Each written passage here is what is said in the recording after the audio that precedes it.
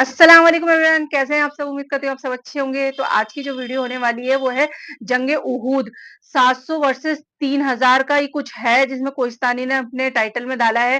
तो एक देखा जाए तो 700 और 3000 एक बहुत बड़ा फ़र्क आ गया। और अगर जहाँ तक बात करें तो ज़ाहिर-सी बात है कि 700 पे 3000 ही लोग भारी पड़ेंगे। लेकिन कुछ वक़्त का नहीं कह सकते कि हो सकता ये भी हो सकता है कि 700 ज़्यादा भारी पड़ जाएँ 3000 के ऊपर। तो चलिए पहले हम वीडियो में देखेंगे कि इन्होंने क्या दिखाया है, क्या बताया है। ये तो हमें वीडियो देख के ही पता चलेगा ना। तो चलिए आइए स्टार्ट करते हैं अपनी वीडियो।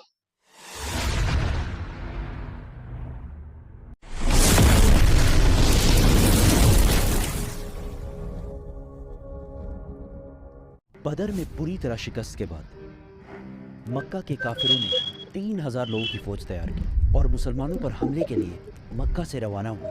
मुसलमानों ने भी मदीना के डिफेंस के लिए 1000 सहाबा की फौज तैयार की। अब फिर वही बदर वाला सिस्टम था कि काफिरों की फौज मुसलमानों से 3 गुना ज्यादा थी।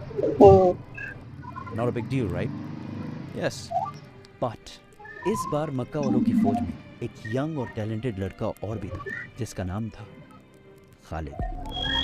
ओ खालिद बिन वलीद का, हाँ रसूलुल्लाह मैंने सल्लल्लाहु अलैहि वसल्लम इनका ने पहले भी मदीना के किस्सा सुन अंदर रखा रहकर है। लड़ाई करने का मशवरा दिया, लेकिन ज़्यादा सहाबा ने कहा कि मदीना से निकलकर ओपन डेजर्ट में लड़ाई करनी चाहिए, और रसूलुल्लाह सल्लल्लाहु अलैहि वसल्लम ने अपनी राय छोड़कर सल्लल्लाहु अलैहि मेजॉरिटी की वसल्लम। राय मानी और मदीना से 1000 सहाबा लड़ाई के लिए रवाना हुए। रसूलुल्लाह सल्लल्लाहु अलैहि वसल्लम ने इस फौज को 3 ग्रुप्स में सल्लल्लाहु डिवाइड अलैहि किया: वसल्लम। मुहाजिरीन, औस और खजरज। 1000 सहाबा में से सिर्फ 100 के पास बॉडी आर्मर और शील्ड्स वगैरह थे और सिर्फ 50 घोड़े थे। इसके मुकाबले में 3000 मक्का की फौज आकर ओहद के मकाम पर रुकी और मुसलमानों का इंतजार करने लगी। इस फौज के सेंटर को अबू जहल के बाद मक्का का नया सरदार अबू सुफियान लीड कर रहा था। उनके लेफ्ट साइड पर अबू जहल का बेटा इक्रमा और राइट साइड पर 33 ईयर ओल्ड खालिद बिन वलीद घोड़ों के साथ लीड कर रहा था। मक्का के 3000 फौजियों से लड़ने के लिए जब 1000 सहाबा ओहद पहुंचे, अब्दुल्ला बिन उबई, सबसे बड़ा मुनाफिक, ने कहा कि हम तो नहीं लड़ेंगे भाई, ये तो खुदकशी है। अब्दुल्ला बिन उबई और उसके 300 साथी मुसलमानों की फौज से अलग हो गए। इसलिए ये एक 700 प्री रह गए प्लान वो लोग। साजिश थी या जो भी था। अब मुसलमान सिर्फ 700 रह गए 700 रह गए। और उनके सामने 3000 की फौज खड़ी थी। रसूलुल्लाह सल्लल्लाहु अलैहि वसल्लम ने 50 आर्चर्स, तीरंदाज, इस पहाड़ के ऊपर भेजे ताकि मक्का वाले पहाड़ के पीछे से हमला ना कर सके, और इन 50 लोगों को क्लियर ऑर्डर दे दिया कि अगर तुम देखो कि मुसलमान जंग जीत चुके, तुमने पहाड़ से नहीं उतरना, और अगर तुम देखो कि मुसलमान हार गए हैं और परिंदे इनके जिस्मों के का गोश्त खा रहे हैं, तब भी तुमने अपनी जगह से नहीं हिलना। काफिरों की फौज से एक बंदा सामने आया और मुसलमानों को चैलेंज किया।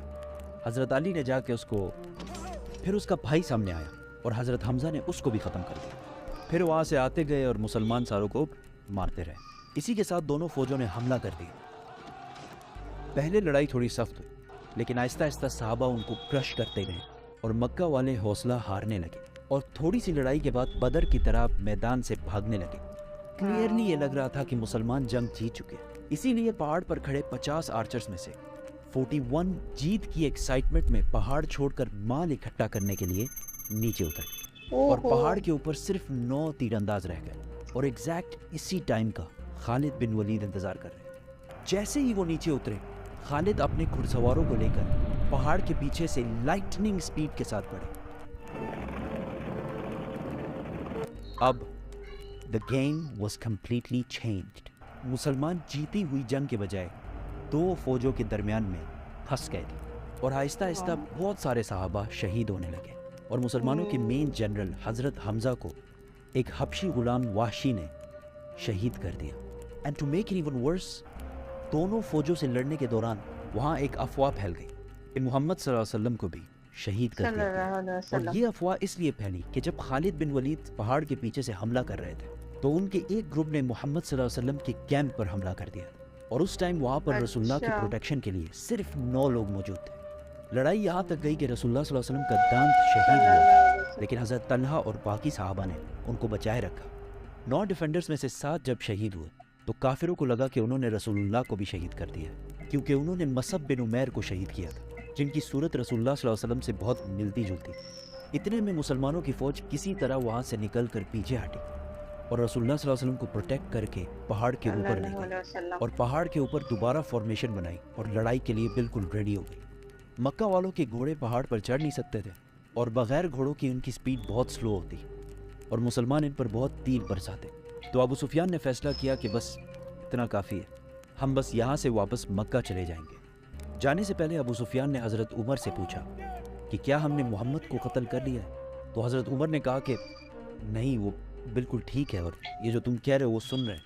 इस पर अबू सुफियान को बहुत गुस्सा आया, क्योंकि उन्होंने ये जंग इसलिए की थी कि मोहम्मद को शहीद किया जाए और मदीना पर कब्जा किया जाए, लेकिन इनमें से कोई भी ऑब्जेक्टिव पूरा नहीं हुआ और वो वापस चला गया। तारीख में बहुत सारे हिस्टोरियंस इस जंग को मुसलमानों की एब्सोल्यूट शिकस्त कहते हैं, लेकिन कुछ हिस्टोरियंस ऐसे भी हैं जो कहते हैं कि यस, मुसलमानों को बहुत नुकसान हुआ, लेकिन कुरैश का कोई भी ऑब्जेक्टिव पूरा नहीं हुआ।